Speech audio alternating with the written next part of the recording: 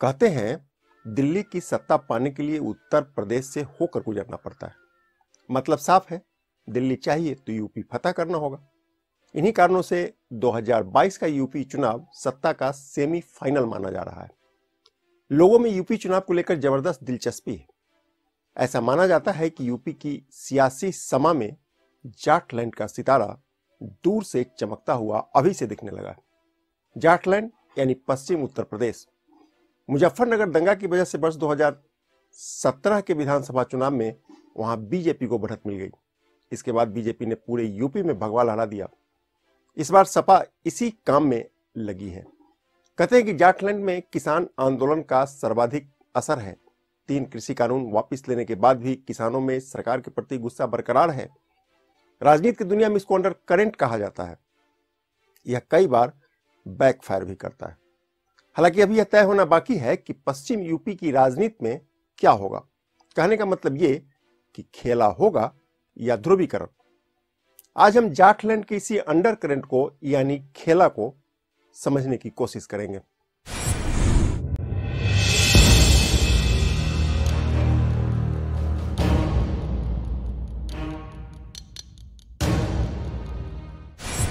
नमस्कार, मैं हूं कौशलेंद्र झा और आप देख रहे हैं केकेएन लाइव। खबरों की खबर और लीक से हटकर खबर के सेगमेंट में आपका स्वागत है। बात पश्चिम यूपी की हो रही है। सबसे पहले आपको बता दें कि पश्चिम यूपी में 14 जिला है और इसमें विधानसभा की करीब 100 सीटें हैं। इसमें से 71 सीटों पर जाट मतदाता निर्णायक भूमिका में है। किसान आंदोलन के बाद इन्हीं 71 सीटों पर सभी की नजर टिक गई है, क्योंकि इस 71 में से 51 सीट इस वक्त बीजेपी के कब्जा में है। जाहिर है बीजेपी के लिए वर्ष 2022 के चुनाव में अपने पुराने प्रदर्शन को बरकरार रखने की जबरदस्त चुनौती होगी। दूसरी ओर किसान आंदोलन की आड़ लेकर इस इलाके से सपा की जबरदस्त उम्मीदें भी टिकी हुई है। बसपा, कांग्रेस, असदुद्दीन भी इस इलाके में खूब पसीना बहा रहे हैं।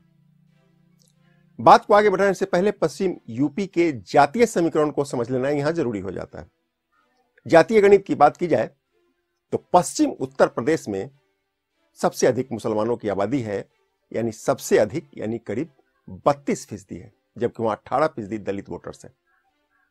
हैदराबादी भाईजान इसी को आधार बनाकर अपने लिए राजनीति की जमीन तैयार करने में लगे।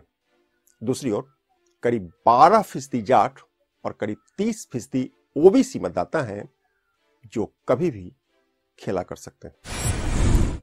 कहते हैं कि जाटलैंड में अधिकांश मतदाता किसान हैं और खेती यहां हमेशा से मुद्दा रहा है। इन्हीं कारणों से 3 कृषि कानून को लेकर पश्चिम यूपी की राजनीति में गर्माहट अभी बरकरार है। हालांकि केंद्र की सरकार ने तीनों कृषि कानून को वापस ले लिया है।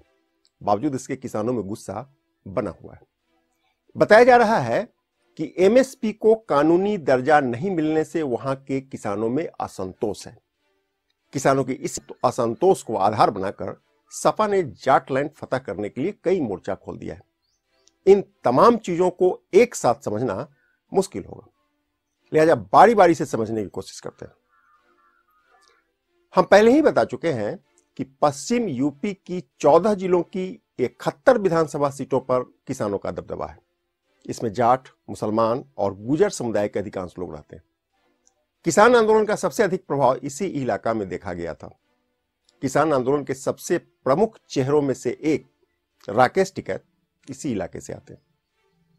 एक जमाना था जब इस इलाके में राष्ट्रीय लोक दल की तूती बोलती थी और जाट समुदाय के अधिकांश लोग इसी पार्टी को वोट देते थे। लेकिन 2017 में उसे सिर्फ 1 सीट मिली थी, जो बाद में भाजपा में शामिल हो गए। वर्ष 2017 में समाजवादी पार्टी को 16, कांग्रेस को 2 और बसपा को जाटलैंड की मात्र 1 सीट पर कामयाबी मिली थी।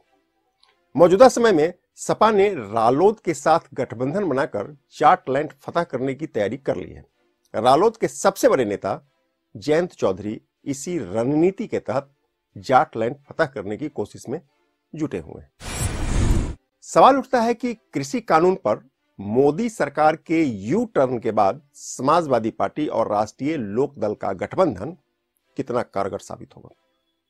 बीजेपी के रणनीतिकार इस गठबंधन को बहुत धारदार नहीं मानते। उनका मानना है कि इससे पहले वर्ष 2019 के लोकसभा चुनाव में भी दोनों दल एक साथ चुनाव लड़कर आजमा चुके हैं। इस इलाके पर राष्ट्रीय लोकदल का कितना प्रभाव है, आप पहले इसको समझते हैं। दरअसल राष्ट्रीय लोकदल ने वर्ष 2002 के विधानसभा चुनाव में अब तक का सबसे बेहतरीन प्रदर्शन किया था। तब वह बीजेपी के साथ मिलकर चुनाव लड़ी और उन्होंने 14 सीटें जीती।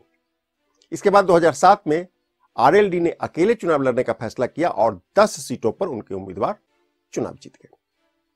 वर्ष 2012 का चुनाव आरएलडी ने कांग्रेस के साथ लड़ा और 9 सीटों पर उनको जीत हासिल हुई। तब आरएलडी के नेता चौधरी अजीत सिंह हुआ करते थे। उनके निधन के बाद उनके पुत्र जयंत चौधरी ने पार्टी का कमान संभाला और जयंत चौधरी का यह पहला विधानसभा चुनाव है। अब एक बार फिर से पन्ना पलटते हैं। बात की शुरुआत वर्ष 2013 से करते हैं। वर्ष 2013 में मुजफ्फरनगर दंगा हुआ था और इसी दंगा के बाद पश्चिम यूपी की राजनीतिक करवट बदलनी शुरू कर दी। जाटलैंड के मतदाता ध्रुवीकरण की राह पकड़ लिया। वर्ष 2019 तक इसी ध्रुवीकरण का बीजेपी को भरपूर लाभ मिला। किंतु किसान आंदोलन के बीच बेशक ध्रुवीकरण की राजनीति यहां धूमिल होने लगी। यही है पॉलिटिकल क्रोनोलॉजी। यही वह बड़ी वजह है जिसके रहते सभी की नजर पश्चिम यूपी पर टिक गई। इतना तो तय है कि जिसको पश्चिम यूपी में बढ़त मिल जाएगा उसके लिए आगे की राह आसान हो जाएगा। यानी तस्वीर साफ है। तस्वीर ये कि पश्चिम यूपी में ध्रुवीकरण की राजनीति बरकरार रह गया तो बीजेपी की बढ़त को रोक पाना विपक्ष के लिए मुश्किल हो जाएगा। किंतु मतदान होने तक यदि किसान आंदोलन का अंडर करेंट बरकरार रह गया तो सपा की गठबंधन को इस इलाके में बढ़त मिलना तय है। इस सबके बीच एक पेच और भी है। वह ये कि मुसलमान असदुद्दीन ओवैसी के कहने पर बट गए और दलित वोट में भी सेंधमारी हो गई तो समीकरण एक बार फिर से नया मोड़ ले सकता है। लबोलुग अब ये कि विकास की कसीदा चाहे जितना मन करे पढ़िए, पर चुनावी बैतरनी को वही पार करेगा जिसके पास समीकरण की मजबूत खेबनहार होगा। यूपी के दूसरे इलाके की राजनीतिक समीक्षा के साथ जल्दी ही मिलते हैं। जाते जाते कहना यह है कि जीत और हार चाहे किसी की हो, जरा संभल के, इंसानियत को मगर कभी हारने नहीं देना। चुनावी समर में कड़वी हो जाती हैं रहनुमाओं की जुबान, इनके तीखेपन को अपने लहू में उतरने मत देना। नमस्कार।